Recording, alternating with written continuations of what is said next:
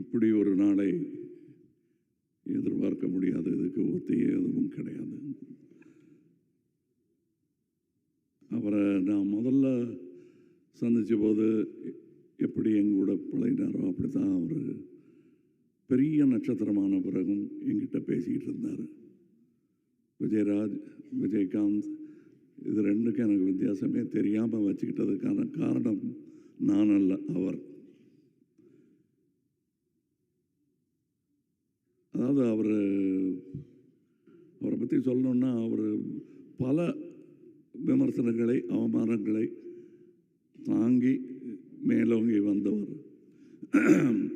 அதுக்காக எந்த காழ்ப்பையும் அவர் வச்சுக்காம தனக்கு ஏற்பட்ட அவமானங்கள் யாருக்கும் ஏற்படக்கூடாது என்பதில் முனைப்பாக இருந்தவர். அது பாராட்ட வேண்டிய ஒரு விஷயம். நாம் கடந்து வந்துட்டோம், அடுத்தவங்க அவங்க பார்த்துக்கிட்டோம் அப்படிங்கிறது இல்லாமல் அவங்களுக்காக போராடும் ஒரு குரல்.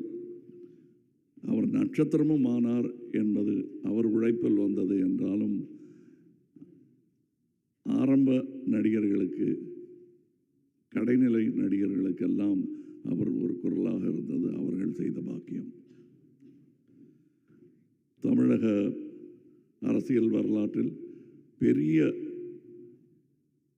தலைவர்களுக்கெல்லாம் வரும் கூட்டம் இவருக்காகவும் வந்ததை நான் பார்த்தேன். அதில் அவர் சேர்த்த சொத்து என்னால் அதுதான்.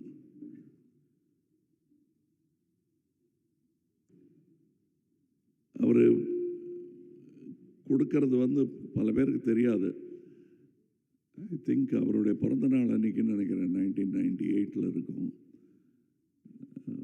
தினமணியில் ஒரு கட்டுரை வந்தது. அவர் இறந்த அன்னைக்கு ஒரு கட்டுரை போட்டிருந்தார் எம் பாண்டியராஜன். 1998 நடந்தது அவர் நினைவு கூர்ந்திருந்தார்.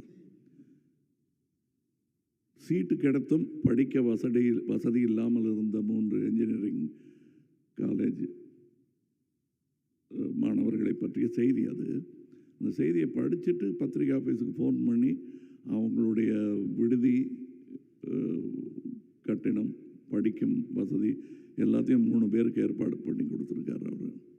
இது 25 வருஷத்துக்கு முன்னாடினது.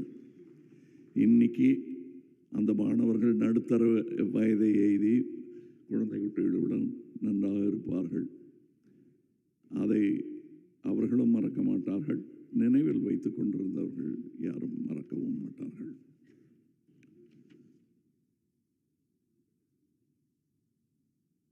எழுபது 80களில் அந்த சமூக அரசியல் கோவங்களை எல்லாம் பிரதிபலிக்கும் ஒரு சினிமா உருவமாக விஜயகாந்த் அவர்கள் திகழ்ந்தார் என்றால் மிகையாகாது. கண்டிப்பாக அது ஒரு எனக்கு அவர்கிட்ட நான் அவருடைய இரங்கல் கூட்டத்தில் அன்னைக்கு அவர் பூதவுடல் அங்கே இருக்கும்போது நான் சொன்னேன், எனக்கு அவர்கள் பிடித்த பல நல்ல குணங்களில் ஒன்று அவருடைய நியாயமான கோபம் என்று. இன்றைக்கும் அவர் ஒரு கிராமத்து ஆள் மாதிரி நாக்கை கடிச்சிக்கிட்டு கோபம் வந்ததுன்னா கேட்டுருவார், கேட்க வேண்டியது. அது எந்த அரங்கமாக இருந்தாலும் அதுக்கு பயப்பட மாட்டார் அவர். அந்த துணிச்சல் பல நேரங்களில் நடிகர் சங்கத்துக்கே உதவியாக இருந்திருக்கிறது. அதற்கு சாட்சி இங்கே இருக்கும் நடிகர்கள். அவர் நடித்த முதல் படம் ஆக்சுவலி அது ஒரு திரைப்பட விழாவுக்கு போக வேண்டிய படம். தூரத்து இடி முழக்கம் போயிற்று. அதிலிருந்து ஒரு கமர்ஷியல் ஹீரோவாக அவர் பெயர் எடுத்தது. அது அவர் திறமை, அவருக்கு கிடைத்த வாய்ப்புகள். இப்போ ராதா ரவியர்கள் பேசும்போது சொன்னார்கள், கூட துணை நடிகர்களிடம் கூட இதை எப்படி செய்யலாம்னு கேட்குற அந்த எளிமை. நானே அவர் கூட ஒரே ஒரு கெஸ்ட் ரோல் தான் செஞ்சுருக்கேன். அங்கே அவர் எனக்கு காட்டிய அன்பும் மரியாதையும் இன்றும் ரீங்கரிக்கிறது.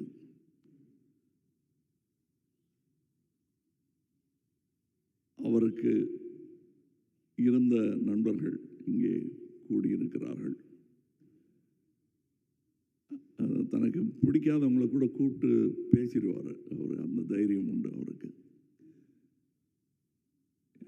அந்த அந்த மாதிரியான குணாதிசயங்களை நாம் பிரதிபலிக்கலாம், காப்பி அடிக்கலாம், தப்பு இல்லை.